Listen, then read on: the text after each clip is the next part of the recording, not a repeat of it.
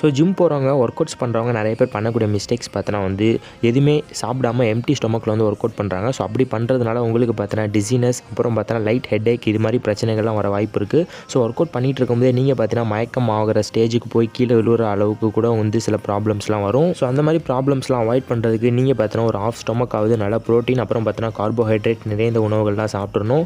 For example இப்போ பார்த்தோன்னா உடற்பயிற்சி செய்ய போகிறீங்க அப்படின்னா பிஃபோர் பார்த்தோன்னா வந்து ஒரு 30 மினிட்ஸுக்கு பிஃபோர் வந்து நல்ல முட்டை, அப்புறம் பார்த்தோன்னா வந்து ஸ்வீட் பொட்டேட்டோ, வேர்க்கடலை, பச்சைப்பயிறு, ஸோ இது மாதிரியான ப்ரோட்டீன் நிறைந்த உணவுகள்லாம் நீங்கள் வந்து ஒர்க் அவுட் செய்கிறதுக்கு முன்னாடியே சாப்பிட்டுட்டு ஒர்க் அவுட் செய்கிறதுனால நீங்கள் செய்ய போகிற ஒர்க் அவுட் பார்த்தீங்கன்னா அதிகமாக இன்டென்சிட்டியோடு இருக்கும். ஸோ நல்லாவே தீவிரமாக உடற்பயிற்சி செய்கிறதுக்கும் உதவியாக இருக்கும். ஸோ அதனால் எம்டி ஸ்டொமக்கில் மட்டும் உடற்பயிற்சி செய்யாதீங்க. நிறைய பேர் இந்த மிஸ்டேக்ஸை வந்து பண்ணிருக்கீங்க. எனக்கு தெரிஞ்சு மார்னிங் ஒர்க் அவுட்ஸ் பண்ணுறவங்க பார்த்தீங்கன்னா நிறைய பேர் இந்த மிஸ்டேக்ஸை பண்ணிகிட்ருக்காங்க அப்படின்னு நினைக்கிறேன். ஸோ நானும் பார்த்தீங்கன்னா ஜிம்மில் நிறைய பேருக்கு ட்ரெயின் பண்ணியிருக்கேன்.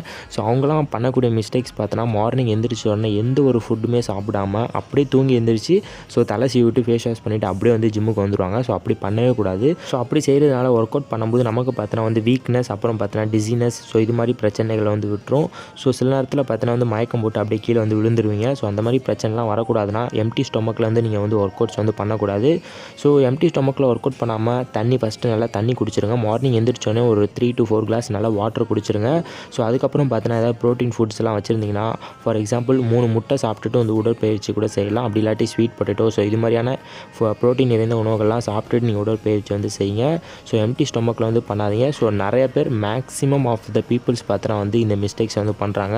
ஸோ உங்கள் ஃப்ரெண்ட்ஸுமே நிறையா பேர் இந்த மிஸ்டேக்ஸ் வந்து பண்ணிகிட்டு இருப்பாங்க. ஸோ அவங்களுக்கு மறக்காமல் இந்த வீடியோ ஷேர் பண்ணி விட்டுட்டு எம்டி ஸ்டொமக்கில் ஒர்க் அவுட் பண்ணுறதை அவாய்ட் பண்ணுங்கன்னு சொல்லிட்டு சொல்லுங்கள்.